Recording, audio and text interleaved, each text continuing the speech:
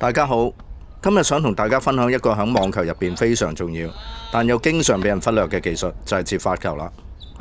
大家都知道啦，發球係每一分嘅起點，所以咧當然就好關鍵嘅。但係大家有冇諗過呢？如果接發球做得唔好呢，就算對方發球唔算好勁，你都好難喺分數上咧佔到優勢嘅。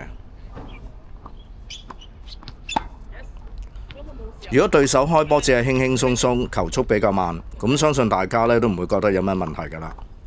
所以我今日重點咧想講嘅呢，就係當對手嘅發球有一定嘅速度同埋質量嗰陣時咧，我哋可以點樣回一板有質素嘅接發球，為自己爭取主動。首先講下站位啦。如果對手呢個發球唔係好爆嗰種呢，我哋可以咧嘗試咧企入球場咧入少少咁嚟準備嘅，因為咧咁樣可以縮窄對方發球嘅角度啦，令接球嘅距離咧可以近翻少少。第二步，準備嗰個時候咧可以用正手握拍啦，但係平時咧就要練熟啲啦，點樣係轉嗰個反手握拍啦。特別係單反嘅朋友啦，因為轉 grip 嘅速度咧，會直接影響到反手嘅接發球嘅穩定性嘅。第三點係要縮細拉拍嘅幅度。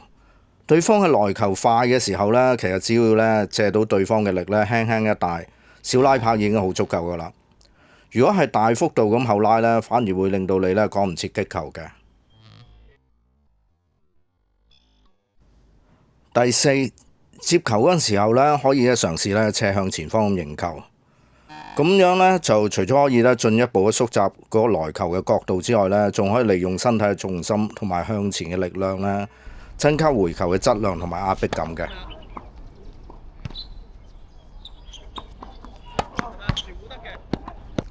第五，亦都係最容易被忽略嘅，就係打完波之後嘅收拍動作啦。好多朋友咧一急咧就收咗拍。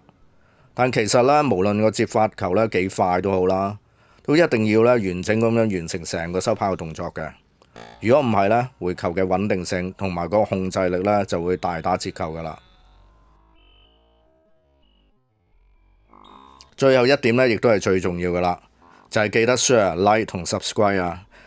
希望呢條片咧可以幫到大家啦，拜拜。